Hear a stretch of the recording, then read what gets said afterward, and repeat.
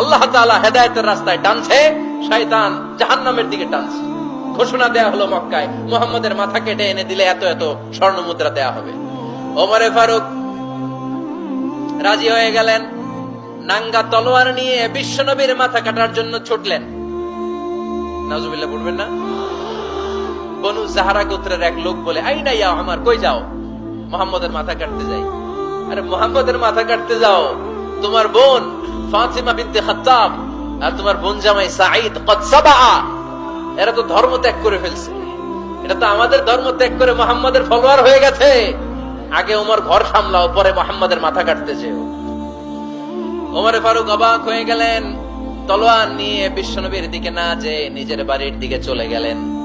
বিশ্বনবীর আপন বোন ফাতিমা বিনতে খাত্তাব, বোন জামাই সাঈদ আর খাব্বাব রাদিয়াল্লাহু তাআলা আনহু তিনজন মিলে সূরা তাহা তেলাওয়াত করছিলেন। পড়েন সুবহানাল্লাহ। মক্কায় লুকিয়ে লুকিয়ে দাওয়াত হতো। খাব্বাব রাদিয়াল্লাহু তাআলা আনহু একটা চামড়ার ফলকের মধ্যে সূরা তাহার কয়েকটা আয়াত এনে ওমর ফারুকের বোন আর বোন জামাইকে শিক্ষা দিচ্ছে, ট্রেনিং দিচ্ছে। সুবহানাল্লাহ পড়েন। লুকিয়ে লুকিয়ে ওমর ফারুক যখন ঘরে চলে আসলেন, এরা তটস্থ হয়ে গেল। সাইয়েদনা খাব্বাব বিছানার তলায় লুকিয়ে গেলেন। ওমর ফারুক বললেন, দরজা খোলো। ফাতিমা বিনতে খাত্তাব দরজা খোলার পরে নির্মম ভাবে সাইয়েদনা ওমর রাদিয়াল্লাহু তাআলা আনহু বোনের গায়ে আঘাত শুরু করে দিল। বোন জামাইকে আহত করতে শুরু করলো আর বলতে শুরু করলো, তোরা পাগল হলি কেন? কি আছে ওই মুহাম্মাদের মধ্যে? কি জাদু নিয়ে সে এসেছে? সে যাই বলে লোকজন পাগল হয়ে যায়, সবাই তার উপর কালিমা পড়ে ঈমান এনে ফেলে।